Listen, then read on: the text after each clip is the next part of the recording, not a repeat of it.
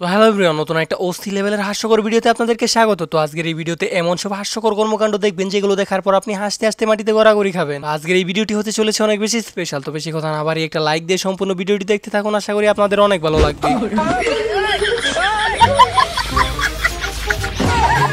ভাই রে ভাই, এরকম একটা কাণ্ড নিজের চোখে না দেখলে কখনোই বিশ্বাস করতাম না। আর এইটা দেখার পর এই মহাশয়ের কাণ্ডটি দেখুন।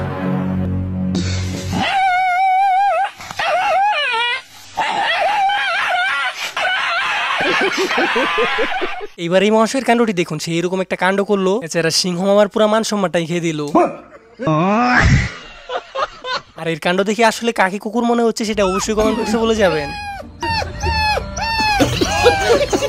তো গাইস, একটি ভিডিও বানাতে অনেক পরিশ্রম করতে হয় শুধুমাত্র আপনাদের একটু বিনোদন দেওয়ার জন্য, আর আপনাদের একটা লাইক দিতে তেমন কোনো পরিশ্রমই করতে হয় না। তো প্লিজ গাইস, ভিডিওতে একটা লাইক দিয়ে চ্যানেলটি সাবস্ক্রাইব করে দিবেন। তুই আমাকে নাম ধরে ডাকিস কেন? তোর জন্য আমার মেয়েও আমাকে নাম ধরে ডাকছে। ঠিক আছে, তাহলে আজকে থেকে আমি তোর মা বলে ডাকবো, তাহলে মেয়েও তোর মা বলে ডাকবে। এইবার এই মহাশয়ের কাণ্ডটি দেখুন, সে কাজ করতে এসে কাজের মধ্যে ফাঁকি দিয়ে সে র্যাঙ্ক পুশ করতেছে। তারপরেও সে এরকম একটা ভাব করতেছে মনে হইতেছে প্রচুর কাজ করতেছে, কিন্তু এত টেকনিক খাটানোর পরেও শেষ পর্যন্ত সে ধরাই পড়ে গেল।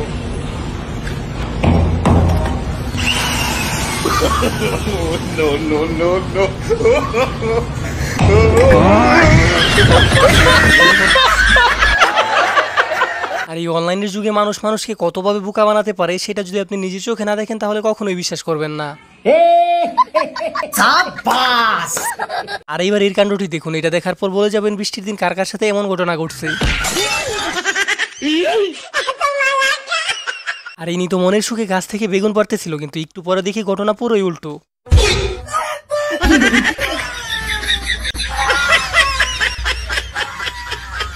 তো গাইস, আপনি হয়তো সিনেমায় বা বাস্তবে অনেক সাপুরে দেখে থাকবেন আর তারা সাপ ধরে, আর এই সাপুরেও আসছিল সাপ ধরার জন্য, কিন্তু তার সাথে এইরকম একটা কাণ্ড হলো যেটা দেখার পর তো আপনি হাসতে হাসতে মাটিতে গড়াগড়ি খাবেন।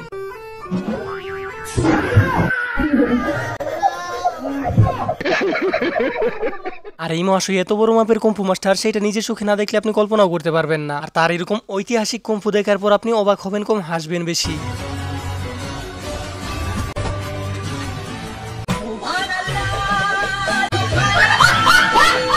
আর এর মতো একটা ইতর পাবলিক মনে হয় না আজ পর্যন্ত আপনি কোনোদিন দেখছেন, কারণ সে তার ওয়াইফের সাথে এইরকম একটা কাণ্ড করলো যেটা হয়তো আজ পর্যন্ত কেউই করেনি। আর সবার শেষে যে এরকম একটা কাণ্ড করবে সেটা দেখার জন্য আমি মোটেও প্রস্তুত ছিলাম না।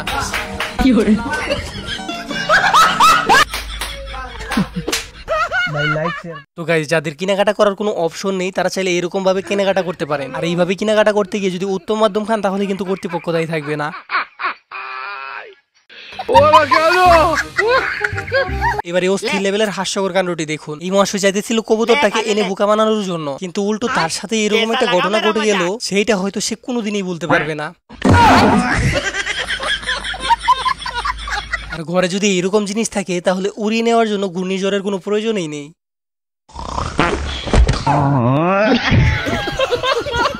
এবারে অস্থির বাঙালির হাস্যকর কাণ্ডটি দেখুন। আর এদের কাণ্ড দেখে ভালো লাগলে ভিডিওতে একটা লাইক দিয়ে চ্যানেলটি সাবস্ক্রাইব করে দিবেন। নজরটি এইগুলা তো বাবুদেরকে দিতে হয়, মানুষ কি বলবে দেখলে বলো? তুমি তো আমার বাবুই লাগ। এবার এদের কাণ্ড দেখুন, এরা হচ্ছে অস্থির বাঙালি প্রোম্যাক্স, আর অস্থির বাঙালি মানেই বিনোদন। আর এরা এত সুন্দর অভিনয় করে, এদেরকে তো সিনেমায় চান্স দেওয়া উচিত।